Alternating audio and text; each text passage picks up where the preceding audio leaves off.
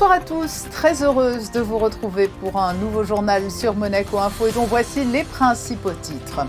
Comment se porte l'un des secteurs majeurs de l'économie monégasque? Aujourd'hui avait lieu le lancement de l'Observatoire de l'immobilier réalisé par l'Institut monégasque de la statistique et des études économiques. Explication à suivre. Une success story made in Monaco et qui ne se dément pas. Nous serons avec l'un des cofondateurs de l'application Carlo qui a permis de booster le commerce monégasque et qui offre un système de cashback appréciable pour le consommateur. La page sport de ce journal avec du basket et la victoire hier soir en championnat de Monaco face à Nanterre et la semaine cruciale qui attend l'AS Monaco FC en Ligue des Champions. Nous entendrons l'entraîneur notamment de l'équipe, Sébastien Pocognoli, avant le match de barrage face au PSG, tenant du titre. Et puis, alors que les congés scolaires ont débuté pour notre zone, nous vous proposerons quelques recommandations de lecture à la faveur de cette pause hivernale. Débutons ce journal avec ces précieux indicateurs autour de l'un des secteurs clés de l'économie monégasque.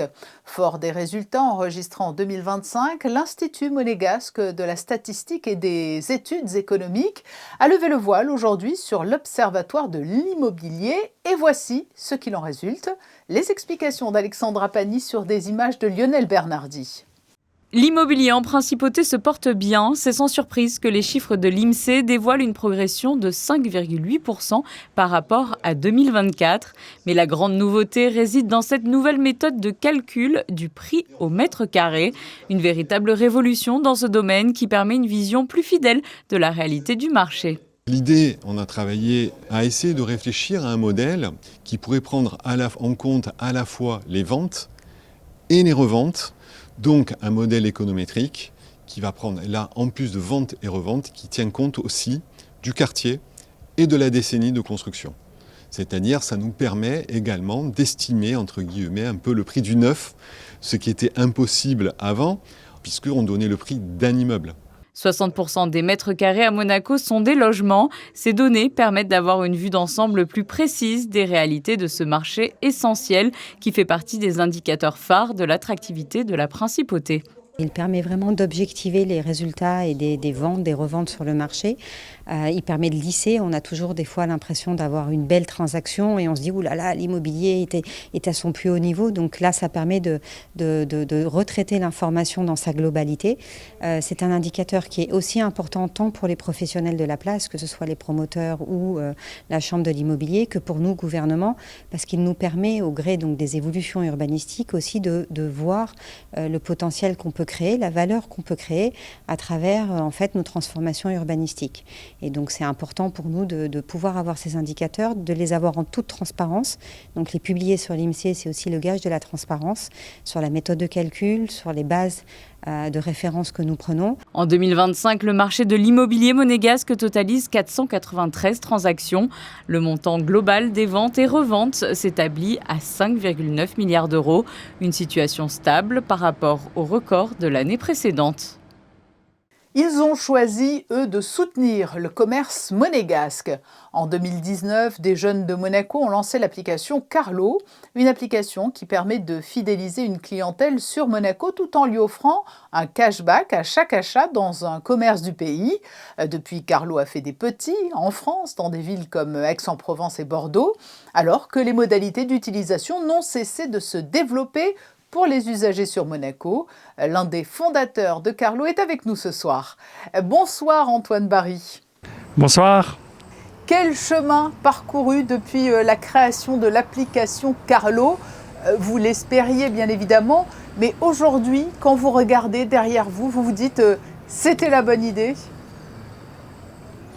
Alors bien sûr, il y a un gros chemin qui a été fait. On a lancé l'application en 2019, donc juste avant le Covid, avec cette vraie mission de redynamiser le commerce de proximité. Et comme vous le savez, pendant la période de confinement, il y a eu une grosse prise de conscience de l'importance du commerce de ville. C'est ce qui donne l'âme à une ville. Et aujourd'hui, on peut voir clairement que commerçants, gouvernements, consommateurs se réunissent autour de ce projet-là et de pouvoir contribuer à l'économie locale monégasque et à faire vivre ces commerçants. Quel est le retour de la part de ces professionnels que vous avez soutenus activement à travers cette application ? Aujourd'hui, Carlo est devenu une plateforme clé à Monaco. On compte parmi nous plus de 730 commerces participants, donc une grande majorité des commerces monégasques, et aussi plus de 80 000 utilisateurs enregistrés à Carlo à Monaco. Et bien sûr, pour les commerçants, c'est un canal important d'acquisition, mais aussi de fidélisation pour leur clientèle. Aujourd'hui, pour certains commerçants, on représente 20, 30, même voire 50% de leur chiffre d'affaires. Et on apporte une grosse valeur pendant les périodes de Noël ou les périodes de soldes en début d'année, avec ces bons cadeaux que nous faisons en collaboration avec le gouvernement, mais aussi avec plus de 60 entreprises qui décident d'offrir des bons cadeaux Carlo à leurs collaborateurs et qui doivent être dépensés en principauté, toujours dans cette optique de contribuer à l'économie locale. Donc les commerçants voient grâce à Carlo une forte rétention de leur clientèle, mais aussi une nouvelle clientèle qui arrive des communes limitrophes, qui ont un avantage à consommer en principauté, un avantage à retourner pour dépenser leur solde de Carlo en principauté et faire leurs achats ici à Monaco. Et vous n'avez eu de cesse de faire évoluer l'offre Carlo. Où en est-on aujourd'hui ? Alors on peut peut-être d'ailleurs rappeler le principe de base et voir ce que vous y avez apporté de plus depuis 2019 ? Bien sûr, donc Carlo, c'est une application de paiement qui récompense l'utilisateur à chaque fois qu'il fait un achat dans un commerce de sa ville, dans un commerce monégasque, et il reçoit 5% en cashback. Et l'innovation ici, c'est que ce cashback est immédiat et il est dans un circuit fermé, donc il doit être redépensé dans les commerces monégasques. Depuis 2019, on a fait évoluer notre offre. Aujourd'hui, Carlo, avec sa base d'utilisateurs, avec sa base de commerçants, se prête bien pour développer de nouvelles offres qui répondent à des besoins de la principauté. Donc on a des nouvelles offres qui viennent côté commerçant, avec la possibilité d'avoir un lien de paiement pour capturer des ventes qui se font à l'étranger, qui sont des utilisateurs non Carlo, qui ont besoin de faire des achats d'un bouquet de fleurs pour un destinataire à Monaco ou payer un commerçant à distance. Ça, c'est côté commerçant. Et côté utilisateur, on remplit aussi des besoins qui n'existent pas à Monaco. Aujourd'hui, notre application permet par exemple de faire des paiements entre amis, permet à une personne de pouvoir rembourser son ami après un achat. Et vous évoquez donc cette possibilité de payer depuis l'étranger, mais dans l'autre sens aussi, vous êtes allé bien au-delà des frontières de Monaco, puisque l'application Carlo a séduit ailleurs. Exactement, donc depuis 2022-2023, on a entamé notre expansion avec cette idée qui était toujours là dès le départ, dès notre incubation à Monaco Tech, de répliquer notre modèle dans d'autres villes européennes et notamment en France. Donc nous avons commencé à Aix-en-Provence, où nous comptons aujourd'hui plus de 220 commerces partenaires, plus de 20 000 utilisateurs enregistrés et l'application se développe mois après mois. Et nous avons lancé l'année dernière la ville de Bordeaux où il y a un gros dynamisme, quelque chose de concret qui se passe aussi autour du commerce de proximité. Et nous comptons aujourd'hui plus de 130 commerces participants et une belle communauté d'utilisateurs également. Et ça fonctionne, mais est-ce que cela vous a donné aussi d'autres idées, d'autres envies ? Alors bien sûr, aujourd'hui, Carlo a 3 axes de développement. Donc on a un axe de développement vertical à Monaco où on essaie d'apporter donc de nouveaux services à notre clientèle consommateur ou aux commerçants. C'est ce qu'on a commencé à faire avec le lien de paiement, avec le paiement entre amis, et on a d'autres projets qui sont à venir. On a le deuxième axe qui est le développement à l'international, en expansion et notamment en France. Et enfin, un troisième axe qui est aussi important aujourd'hui, donc, c'est de mettre à profit cette infrastructure de paiement et de fidélité qui est assez novatrice, avec du cashback immédiat, avec du paiement couplé à de la fidélité, et que nous mettons aujourd'hui à profit à des secteurs fermés, à d'autres groupes ou des acteurs du privé qui ont besoin d'un programme de fidélité de nouvelle génération. Et c'est un gros axe qu'on entame aujourd'hui en 2026 pour faire aussi rayonner une technologie qui est née à Monaco. Merci Antoine Barry d'avoir été notre invité. Merci à vous, c'était un plaisir. Merci encore. La page sport de ce journal avec du football et ce choc à venir demain soir au stade Louis II. Monaco reçoit le Paris Saint-Germain à l'occasion du barrage aller de Ligue des Champions. La conférence de presse d'avant-match s'est déroulée aujourd'hui à la mi-journée au centre de performance de la Turbie. Vous y avez assisté, Frédéric Elion. Monaco va retrouver des Parisiens forcément revanchards après leur défaite à Rennes ce week-end en championnat. Oui, c'est un sacré défi qui attend les Monégasques. Patricia, en barrage de Ligue des Champions, le Paris Saint-Germain tenant du titre de la compétition. Alors les Monégasques sont en confiance ces derniers temps au stade Louis II. Ça va mieux du côté de l'ASM qui encaisse moins de buts et qui a retrouvé le chemin de la victoire avec 2 succès face à Rennes et Nantes à la maison. Et puis ils ont aussi battu le Paris Saint-Germain lors de la confrontation aller en championnat. Est-ce que cela suffit malgré tout pour être favori ? Eh bien non, pour le coach Sébastien Pocognoli, écoutez-le. La réalité, c'est que demain, on a un rôle d'outsider et on va devoir le prendre tel qu'il est et faire le maximum pour se donner les ambitions d'entrevoir une qualification. On a nos chances, il faut y croire, sinon ça ne sert à rien de jouer le match. Et je pense que les joueurs ont l'envie de créer une bonne soirée demain et se donner le plus de chances pour le match retour. Après une défaite, c'est sûr qu'une équipe, elle veut réagir, elle veut montrer d'autres choses. Et c'est sûr que, comme je l'ai dit avant, ils vont venir déterminés avec l'envie de gagner. Donc ce sera à nous de faire un grand match et de répondre présent à cela. Match aller demain soir donc à 21h au stade Louis II face au Paris Saint-Germain. Les Monégasques pourraient être privés de Magnès Akliouche, de Lamine Camara et d'Ansu Fati. Ils sont encore incertains et ils vont se tester aujourd'hui et demain. Une décision sera donc prise juste avant la rencontre face à Paris. Et ne manquez pas les experts football Christophe Paco et Grégory Campi qui reviendront sur cette échéance importante pour l'AS Monaco FC. Ce sera juste après le journal. En basket, malgré la période compliquée que traverse le club, la Roca Team continue de caracoler en tête du classement du championnat de Betclic Elite. Les basketteurs monégasques sont allés s'imposer hier à Nanterre 81-76. Les beaux résultats d'une championne monégasque en sport mécanique, mais sur l'eau. Lisa Cossin-Battaglia vient de disputer la World Cup Mohamed VI à Agadir. Elle a terminé à la première place en runabout 1100 féminin, à la deuxième place en catégorie mixte runabout 1100 et à la 7e place en endurance sur 18 pilotes engagés. Mais c'était la première féminine et c'est historique pour Monaco puisque jamais une pilote féminine, et qui plus est monégasque, n'avait décroché de podium en runabout sur circuit. Ouvrons aujourd'hui une série de reportages consacrés aux sections de l'AS Monaco avec pour débuter un focus sur le tennis de table. C'est un sport qui voit sa cote de popularité grimper ces dernières années grâce aux bons résultats des emblématiques frères Lebrun en France, mais aussi avec la sortie au cinéma ce mercredi du film Marty Suprême qui raconte l'histoire de Marty Reisman, un pongiste américain incarné par Timothée Chalamet. Yannick Debever et Alexandra Paolini sont allés constater cet engouement. Qu'elles semblent loin, les tables de ping-pong du collège, lorsque l'on voit ces licenciés jouer. Le tennis de table est un sport hyper dynamique, dans lequel l'engagement physique doit être constamment à 100%.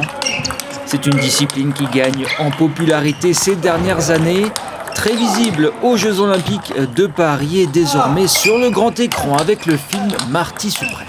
Je vais faire ça absolument tout seul. C'est qu'une question de temps avant qu'on me retrouve en photo sur les boîtes de céréales. Vous croyez que c'est aussi simple ? Oui, je crois. On a eu à peu près 20% d'augmentation en termes de licenciés. Donc c'est bon à prendre, c'est cool, ça veut dire que notre sport devient de plus en plus visible. Et voilà, donc c'est une très bonne chose. Le tennis de table à Monaco est évidemment porté par Xiao Xingyang, pongiste olympique engagé dans le circuit international depuis 2014. Une porte-étendard qui permet à l'ASM d'être visible au niveau mondial et de continuer de grandir. Le club s'agrandit. Il y a 3 ans, on avait, il me semble, 3 équipes. Maintenant, on va en engager 7, donc c'est une très bonne chose. On joue toutes les balles avec le coup droit, entre 3 et 5, incertitude. 7 équipes engagées en niveau départemental, régional et national qui performent plutôt bien. Les équipes en National 2 et 3 se sont maintenues la saison dernière. Une belle performance qui s'inscrit dans l'ambition de l'ASM. Les ambitions du club, c'est de continuer à grandir, c'est continuer à performer, c'est continuer à proposer beaucoup de choses. On essaye de proposer des tournois internationaux à nos joueurs, de monter les équipes. Il y a beaucoup d'équipes ces dernières années qui ont monté de 2 jusqu'à 3 divisions. Donc en fait c'est ça, c'est continuer à performer et que chacun se plaise au club et revienne l'année suivante. 140 licenciés se plaisent aujourd'hui à l'ASM Tennis de Table en attendant de nouveaux arrivants. Du baby ping au championnat national, il y en a pour tous les âges et tous les niveaux à Monaco. Et demain, nous irons à la rencontre d'une autre section de l'AS Monaco, la section lutte. Offrir au nouveau-né une transition en douceur du ventre de la maman vers le monde extérieur, c'est le but du Thalasso Bain Bébé. À Monaco, Andressa Lopez se déplace à domicile pour prodiguer ce soin aux nourrissons. Découverte dans ce reportage d'Alban Gingembre et Massimo Piantoni. Bercée dans l'eau par des gestes doux, la petite Alice est enveloppée pour un moment de détente entre les mains d'Andressa. La praticienne se déplace à domicile dans les premières semaines des nouveau-nés pour offrir un moment de connexion.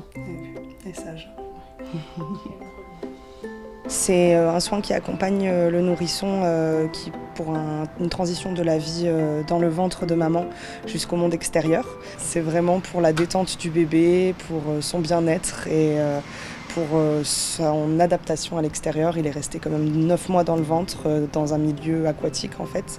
Donc le retour dans l'eau, ça lui permet de se réhabituer un petit peu plus. C'est un petit renouveau. Lors de ce moment intime, Andressa accompagne aussi les jeunes parents dans cette nouvelle étape.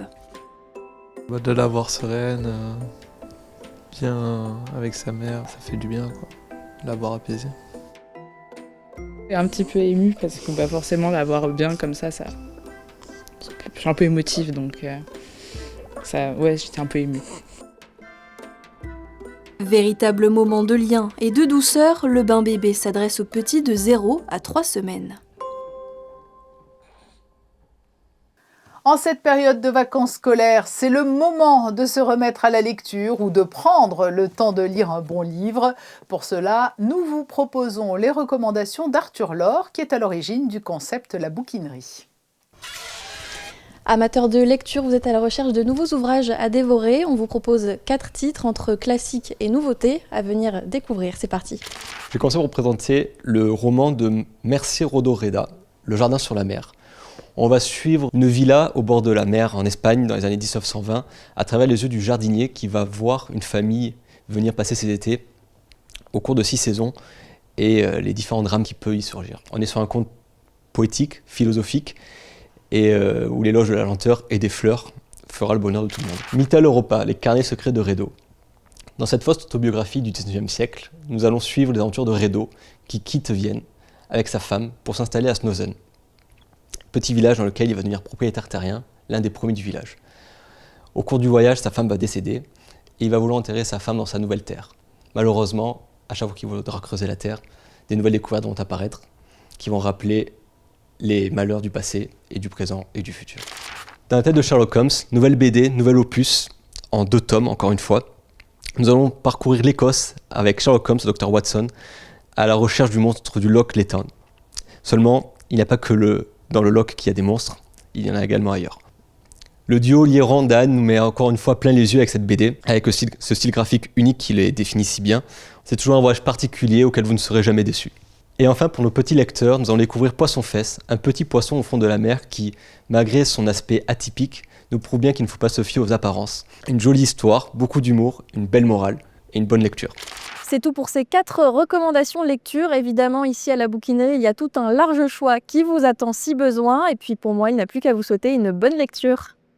Ainsi se referme ce journal. Merci de nous être fidèles chaque jour. Nous nous quittons avec les photos de Philippe Fitt prises lors de la Monaco Run. Un bel événement sportif qui s'est couru dimanche avec une affluence en hausse et une pluie de records sous le soleil. Dans un instant justement, la météo de Céleste Neckelmann. Je vous retrouverai avec beaucoup de plaisir demain à 19h. Très belle soirée sur Monaco Info.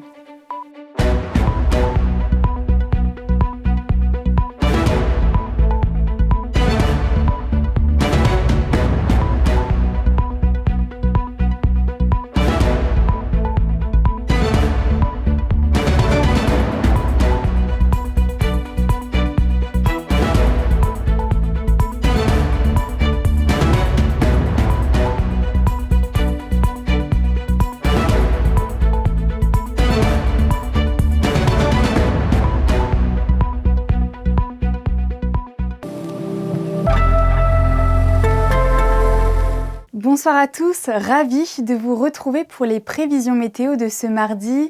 Le soleil fait son grand retour à Monaco avec un temps lumineux sur l'ensemble de la journée. Quelques brises de vent souffleront jusqu'à 29 km/h dans l'après-midi. Des rafales peuvent toutefois traverser la région, atteignant 54 km/h. Du côté des températures, elles varieront entre 8 degrés le matin et jusqu'à 16 degrés dans l'après-midi. Le soleil se lèvera à 7h24 pour se coucher à 18h04. Demain, nous fêterons le Mardi Gras, une occasion de se déguiser en cette période de carnaval et de déguster de délicieuses crêpes faites maison. Le saviez-vous, le Nouvel An chinois 2026 commence ce 17 février et marque le début de 15 jours de festivités. Cette année est placée sous le signe du cheval de feu, symbole d'élan, de liberté et de détermination. Il incarne l'indépendance, d'esprit, la vitalité et l'audace. Un cycle rare qui ne se répète que tous les 60 ans. Je vous souhaite une belle soirée sur Monaco Info.